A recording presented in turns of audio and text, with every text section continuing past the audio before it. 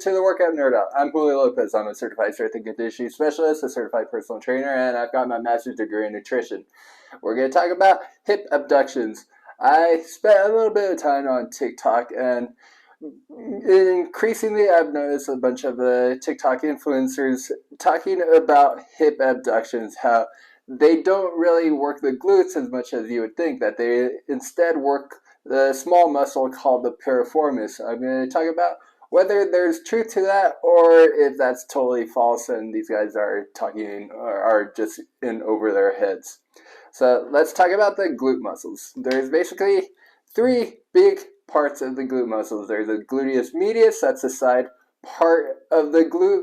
The gluteus maximus is obviously the main part of the glute. That's what most people are trying to build. And then there's the gluteus minimus, which kind of lies underneath the gluteus maximus. The gluteus medius, like I said, it's on the side of the glute, so that's one of the muscles that's really, really important for knee stability. A lot of times when an athlete is to jump and land incorrectly where their knee caves in, a lot of times that can be related to weak gluteus medius muscles that causes that knee to cave in because it doesn't have the strength to keep the knee out. And when the knee caves in, all the added tension to the ACL could result in a tear. Doesn't mean that it's always going to cause a tear, but there's a larger possibility that that could happen. But outside of athletes, the people that are most vulnerable to weakened gluteus medius are folks that work a sedentary job. So if you're sitting down for extended periods of time, so if you're working like as a secretary, an accountant, an attorney, where you're sitting for long hours, and you're not using the leg muscles quite that often, so there's not really much need for the muscles to be super strong, as opposed to somebody who's like a construction worker who's using his body all day, having to lift heavy stuff, go up and down stairs or whatever.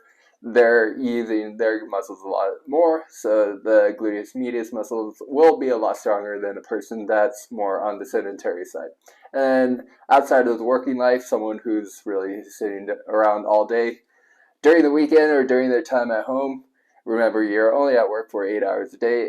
For the remaining 16 hours, you're not going to the gym, you're not working out. Again, there's really no reason for the body to be super strong in muscles that aren't being used. So if you're not active in any way, it doesn't mean that you have to go to the gym to be strong or to keep your gluteus medius strong. It just means that if you're not active, there's really no incentive for the body to keep those muscles strong. So if you don't use the muscles, they're not going to be strong. And if they're not going to be strong, there's a greater risk of injury that you could suffer from if you didn't train. So let's talk about hip abduction versus hip adduction. So abduction, that's ABDUCTION, and adduction, ADDUCTION. So just think of it as abduction, like abs, but that means that you're going outward. Adduction, like adding and subtracting, that means the legs are coming inward. So whenever you see the machines where usually girls are using it, where they're pushing their legs out wide, that's generally more of a glute exercise. If they have it the other way, where instead they're bringing their legs in together, that's an inner thigh groin muscle exercise.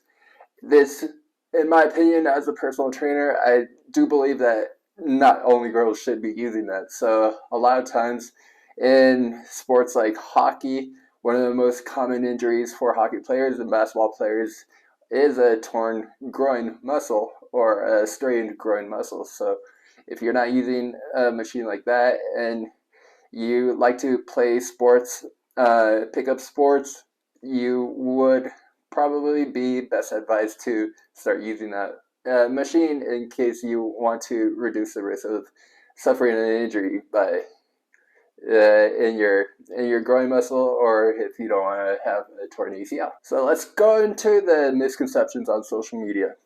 There's a lot of misinformation out there. Doesn't mean that all of it is misinformation. There's a lot of TikTok influencers and Instagram influencers, YouTube influencers that do put out a lot of good information, that they're very knowledgeable and they do know what they're talking about. But there's also those that really just like to spout off things that are controversial, or they just know that it's going to get a good amount of traction just because it's so something that sounds like it's unique, that only they hold this knowledge. But a lot of times it really doesn't mean that. So when it comes to research, you have to understand that research really just builds up upon up upon itself. There, in very rare situations, is like something that has been believed, that has been supported for an extended period of time, just completely wiped out all of a sudden, and you just start from scratch. There's really no sense in starting from scratch. Otherwise, you're just going to be starting over and over, and you're not going to make any progress. Think of it as like setting up a giant Lego set. If you were to build up a castle and then you knock it down because you wanted to also have a new tower, and then you knock that down because you also wanted to have a drawbridge. No, instead you're gonna have your tower, and then you're gonna have your main castle. You're gonna have your tower, and then you're gonna add the drawbridge and add whatever other things that you want to add. It doesn't mean that that castle is less worthy. It's still the basic foundation of that Lego set. So I know that's kind of a weird analogy, but hopefully it made some sense. So let's talk about hip abductions. Again, one of the things that really cracks me up when I first started using TikTok was seeing how many of these fitness influencers started talking about how hip abductions don't work the glutes, that it only trains the piriformis. In case you didn't know, the piriformis is this tiny muscle. It's defined as a small pear-shaped muscle in the glutes. It courses parallel to the posterior margin of the gluteus medius, deep to the gluteus maximus, rotates the femur during the hip extension, and abducts the femur during flexion. So, in English, what that means is, yes, the piriformis does work in hip abduction. So when you're standing up straight and you move the leg out wide, yes, the piriformis does work, but the gluteus medius is a much larger muscle. So that's why when you're using a hip abduction machine and you're being able to use like 70, 80, 90, 100 pounds or whatever, it's not the tiny little small pear-shaped muscle that is the piriformis that's doing that. For the most part, it's the gluteus medius that's doing it because it's a much larger muscle. Think of it like when you're doing a bench press, pressing from the chest instead of pressing with the hands up against around where the shoulders are, where the neck is. When you have your hands up like this, you're really using a whole lot of shoulder, not so much of your pec muscles, as opposed to having the bar aligned with the middle part of your chest where you're using the much larger, much stronger pec muscles. So the same kind of goes when you're doing a hip abduction exercise. Their body's going to, if the resistance load is great, your body is going to use much larger muscles to be able to perform the exercise. So, like, going back to the piriformis, it does work when you're doing a hip abduction, and it's also the muscle that allows you to twist your leg in and out, moving it around. So it doesn't mean that it's not important. It's definitely important. That's why it's there, but it's not going to be overtrained just by doing a hip abduction. Instead, your much larger gluteus medius is going to be doing the majority of the work. There is something called piriformis syndrome. This is most common in people that live sedentary lives. Like I mentioned earlier, somebody that works as a secretary, an accountant, an attorney who works long hours sitting down. Again, because that person is not training, actively working the muscle, there's really not as much of a reason for the body to keep it strong, unless of course that person is to exercise in the remaining time of their day. Then they can actually continue to strengthen the muscle and reduce the risk of having piriformis syndrome. So piriformis syndrome is kind of, think of it kind of like sciatica, where you feel the numbness going down the leg. That's one of the main symptoms of piriformis syndrome. It's just a discomfort that runs down the leg through the glute. The gluteus medius, again, is much larger than the piriformis, and that's why you're able to use heavy weights with the hip abduction machine. If it was only the piriformis that was doing all the work with the hip abduction machine, then you'd probably only be able to use like a band or keep it at like 10 or 20 pounds. You really would not be able to get anywhere above 50 pounds if it was just the piriformis doing the work. At this point, there is no current research indicating that piriformis injuries occur from doing hip abduction exercises. So this goes with, along with doing hip thrusts where you've got a loop band around the legs. So this is actually one of my favorite variations of the hip thrust. You basically put a loop band around the legs, either above or below the knees, as long as it's close to the knee.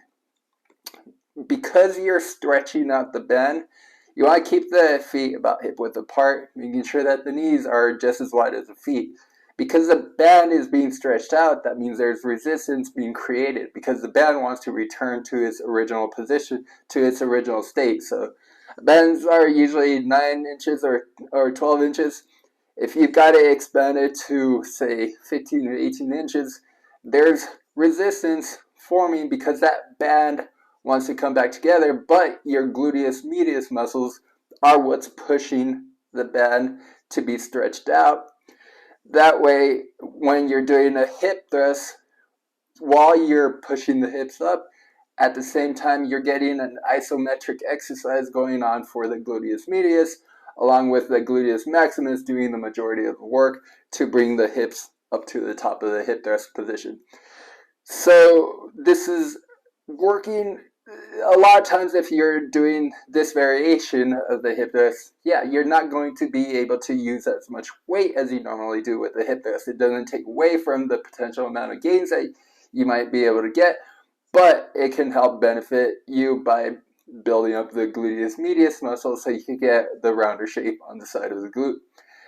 And it's also great for doing bodyweight exercise, bodyweight hip thrust variation, where if you don't have a barbell but you still want to get a good quality glute exercise by doing a hip thrust, and you just want to use your body weight, that's a really good way. You don't really have to do too much. I mean, after 15 repetitions, you'll be able to start feeling a really good burn, especially if you're continuing to drive the knees out wide. If you're letting those knees cave in and the band's not really stretching that far, then you're just cheating yourself, and you might as well just take out the band because you're not adding a whole lot more stress to the gluteus medius muscles when you're doing that.